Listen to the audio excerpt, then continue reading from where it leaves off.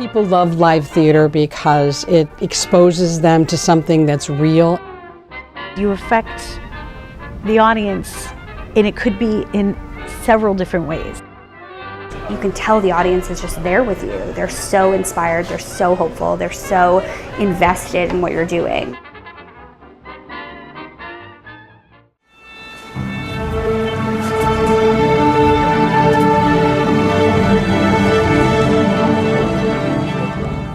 I want to say I was about 8 years old, and I was in a ballet class, and I was at the bar, and we were doing this simplest exercise, and I remember looking in the mirror and saying, I need to do this for the rest of my life. This is where I'm supposed to be. My parents wanted me to continue dance because I loved to dance, and they wanted me to do something that was more financially stable, I guess you could say. I remember making the phone call to my father and said, I need to do this.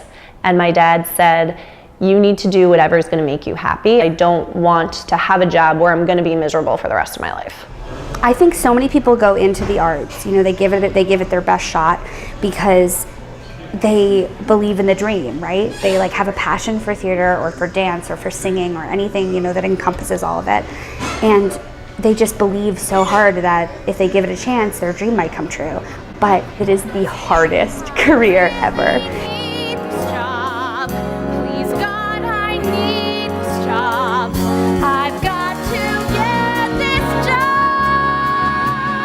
It's a career built on rejection, built on you know, a transient lifestyle, built on constantly searching for new work all the time, feeling unemployed, but it's the best because the reward, the payoff is like nothing else in the world. I've been working in theater or involved in theater since high school. When I first did it, I felt that real connection with theater and the people and theater people are passionate people. And when you find that and you feel good about that, then you continue to want it. When you hear this at the end, that's what gives you the rush. That's what makes it all worthwhile. And it doesn't matter whether you're behind the scenes or whether you're on stage. It's this appreciation that makes you feel good.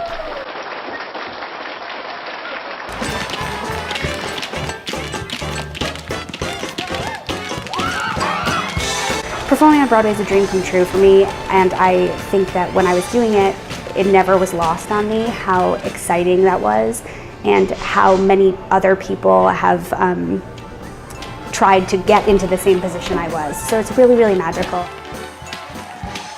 It's never lost on me like how lucky I am. You know, I'm just a kid from Hyde Park who went to FDR. You know, I grew up in a normal family, not a performing family. I just sort of fell into all of this and got really, really lucky, and that is never lost on me.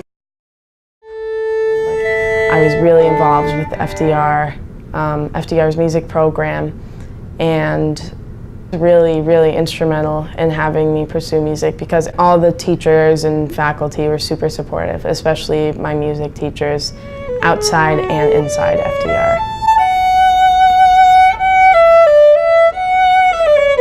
I love teaching dance because, well, I love teaching to anybody that's willing to learn.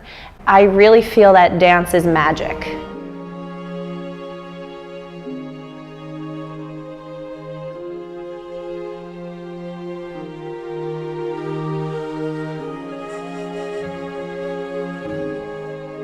It starts when, you know, they're babies. They come in their little tutus and it's magic. And to be able to continue that up until to high school and beyond, to keep that magic alive in students is really what makes me so excited. And it's not necessarily about the steps, it's about the environment, and it's about the love and the excitement, and we share in that together. I pretty much always equate being in a show to being on a team, right? You don't always get along with every single personality in your show, but most of the time you get lucky enough to form a family with those people. You like 100% form a very tight-knit bond based on trust and respect and love, and hopefully you get some laughs in along the way.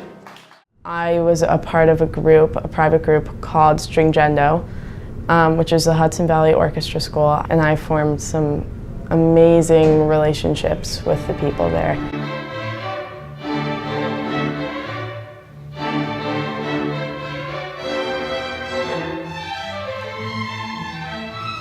It's really special. Like, you learn to work together and have fun. It's professional, but it's also like gotten to the point where it's really personal. The people in Stringendo have like always been there for me. Without Stringendo, I don't think I would be where I am with music at all. Just all the people from different districts that I've been able to meet has been so inspiring. It's really opened my world to a lot of new things too. Yes. So any show I've ever done has professionally has had a live orchestra.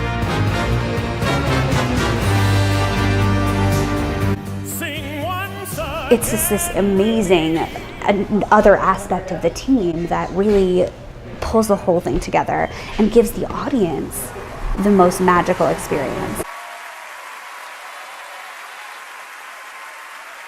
There's a feeling that you cannot even explain. It's like you can tell that the audience is listening, you can tell that they're with you, and it doesn't really matter where it is. When that moment happens that somebody is being like affected and touched by what you're doing, it's like a special moment where you're not alone, and you know that this human experience is happening right in your presence. In the age of technology, we as a culture are glued to our phones, and we are glued to our computers and TVs and all of that. I think technology is better left outside of the stage.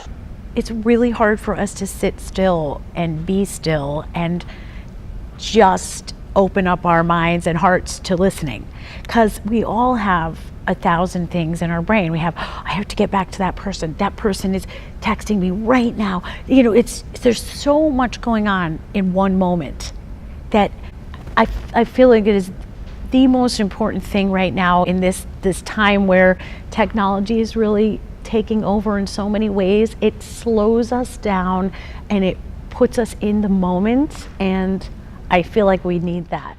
Oh, look! It's the good fairy!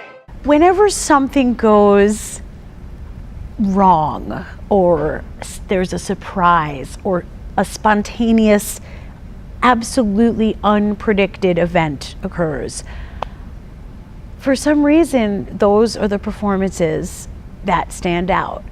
Because I think something spontaneous happens between the audience and the performer that wasn't planned, wasn't predicted, but it just happened. Theater offers this amazing escape for people, and I know that sounds so cliche, but it's the same thing in any culture or at any time in the world. When stuff's a little crappy, when you're sad, movies and the arts and performing arts, live theater especially, is this massive escape where you have to be present.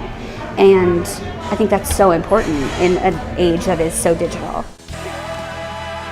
When you have live theater, there's no comparison. You can't put yourself in the same feeling watching live theater versus watching it on a recording, a recorded version of it. If you look at people that are going to Broadway and paying $800 or $1,000 to see Hamilton, they want to see live theater. What's your name, man? They could go and see a movie for $15. They're willing to spend that kind of money to immerse themselves in a live show. Yeah. Now there's not, it doesn't even compare. There's no comparison.